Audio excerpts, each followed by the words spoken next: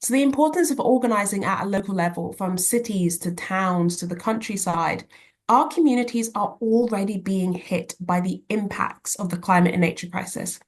For example, we have seen wildfires that have recently destroyed 500 hectares of Dartmoor National Park, and fires in the UK are up 1,200%.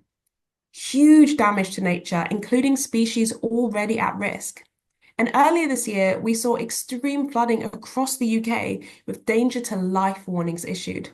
Behind every headline is a human cost.